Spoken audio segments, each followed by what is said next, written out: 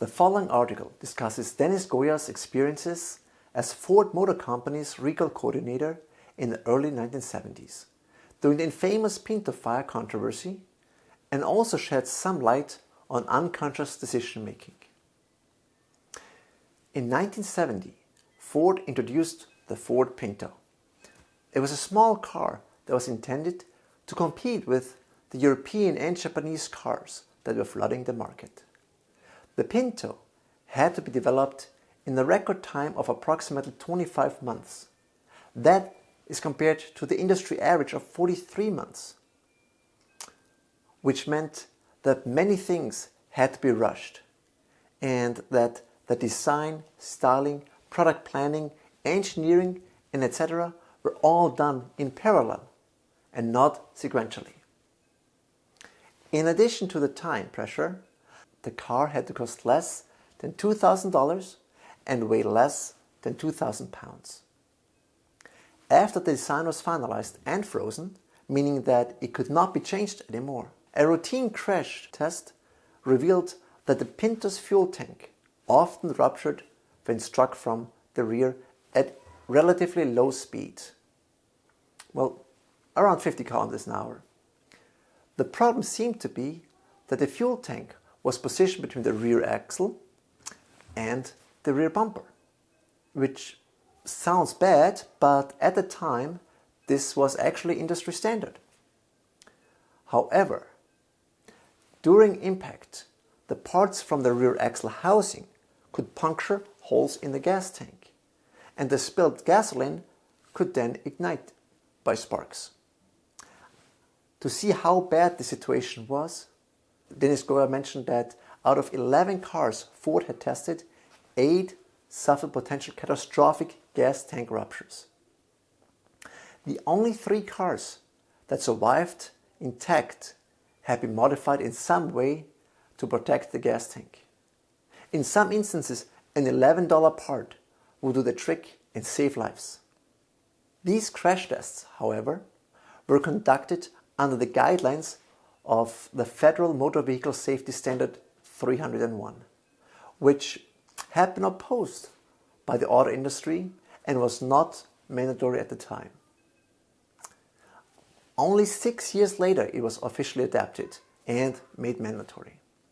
Thus, at the time of the tests, Ford was not in violation of the law by not fixing the problem. Before we go into the details of the calculation, it's important to understand that the National Highway Traffic Safety Association, a federal agency in the United States, approved the use of cost-benefit analysis as an appropriate means for establishing automotive safety design standards. Such a calculation, of course, required that a specific value was assigned to human life. And in 1970, that value was deemed to be approximately $200,000 as cost to society for each fatality. So Ford used these numbers in estimating the cost and benefits of altering the tank production design.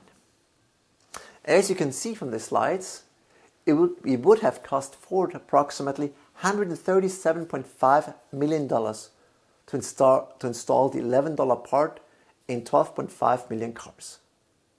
Not installing the part, on the other hand, would only cost the company $49.5 million. This calculation accounts for 180 people dying at $200,000 a person, 180 serious burn injuries at $67,000, and 2,100 burned cars at $700.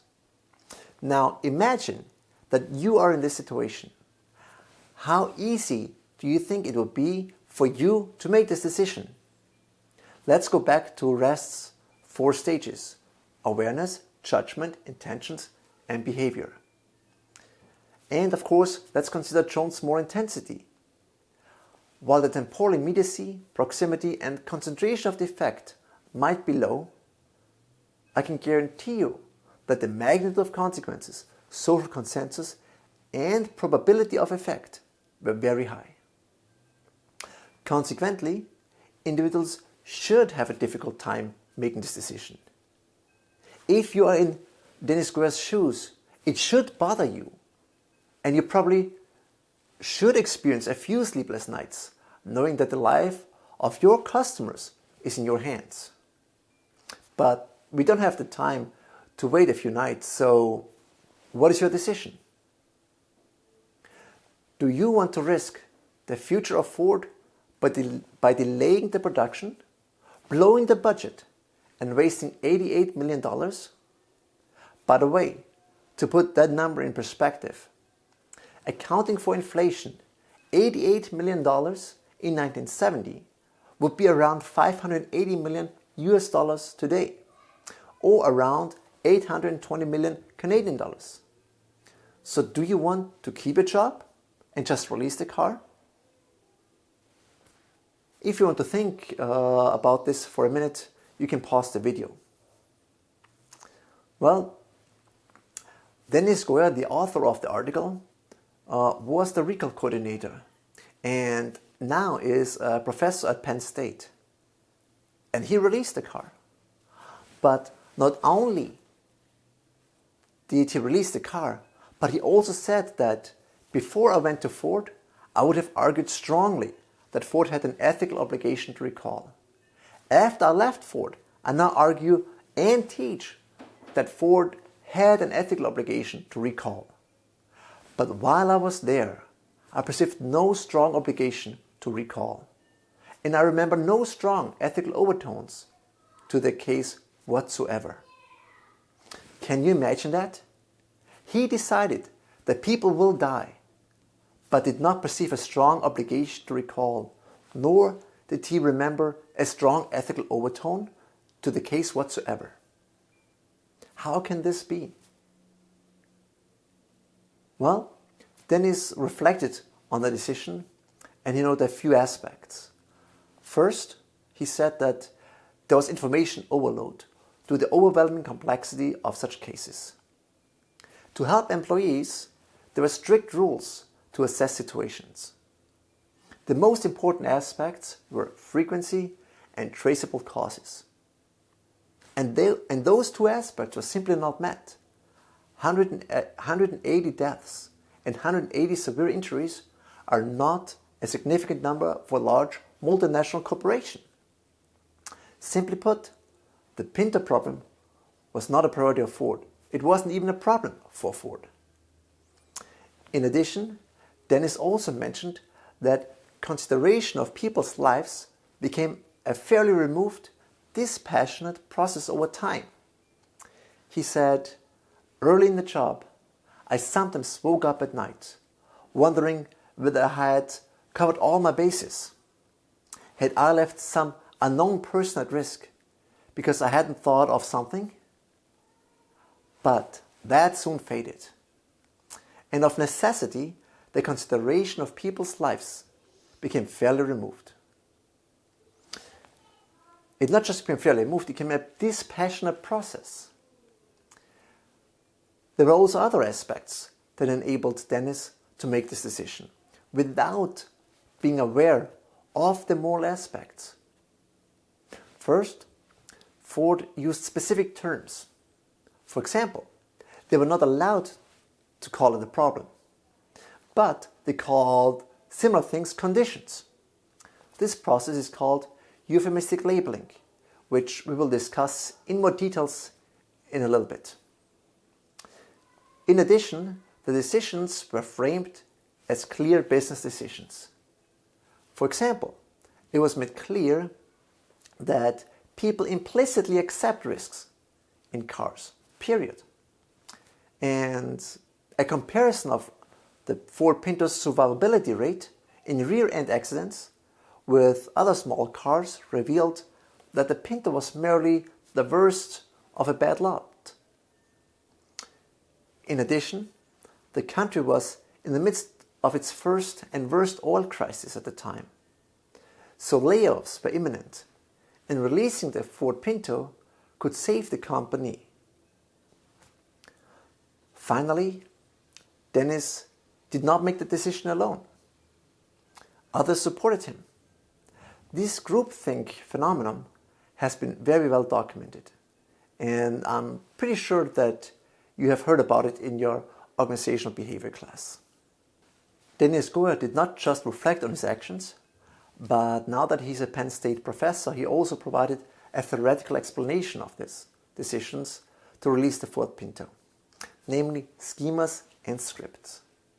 Schemas are cognitive frameworks based on prior experience or learning and are used to structure and comprehend new information in situations. Once a schema is developed, it greatly reduces the cognitive resources needed to evaluate a new situation and, in addition, allows virtually effortless interpretation of information and events. A script is a specialized type of schema that retains knowledge of actions appropriate for specific situations and contexts. One of the most important characteristics of scripts is that they simultaneously provide a cognitive framework for understanding information and events, as well as a guide to appropriate behavior to deal with the situation faced. They serve as a link between cognition and action. So, to explain it in easier terms, a schema helps us to organize and understand new information. Remember the first time you took a bus or the first time you drove a car? It was probably challenging. On the bus example, you first need to know, where's my bus station? Where do I find the bus schedule? Where does it say which bus this even is? Where do I have to transfer between buses to get to my destination? Very similar, driving a car is probably a very eye-opening experience too. I remember the first time I sat in the driver's seat with my dad sitting next to me, holding on for dear life. It's like clutch, gas, gear, gas, clutch. I said clutch. I was like, anyway. Over time, things got easier, even though I still think that my dad is holding on for dear life when I'm driving. But now I can sit in pretty much any car and find my way around, because I have schemas that help me interpret the new situation. Moreover, if I drive the same car over and over again, I can effortlessly shift gears and don't have to think how hard I have to press the brakes to make sure I stop at the right spot at the red light. It just happens because I have specific scripts that do that for me. Those scripts tell me unconsciously how hard I have to press the brake pedal, how I have to, or when I have to shift gears. Of course, these shortcuts and benefits come with its own set of built-in disadvantages. There's a price to pay for scripted knowledge. First, existing scripts lead people to selectively perceive information that is consistent with the script they already have, and thus to ignore outlier. Moreover, situations that do not fit the characteristics of scripted perspectives may simply be overlooked and not noticed. In addition, if there's missing information, the gaps in knowledge are filled with expected features supplied by the script, whether they're correct or not. Now that we have a good understanding of what schemas and scripts are, think for a moment about scripts and schemas that shape your ethical decision making. Feel free to pause this video if you need a moment. Please also spend some time thinking about whether car manufacturers would decide differently today, because we will talk about that specific question during our online discussion.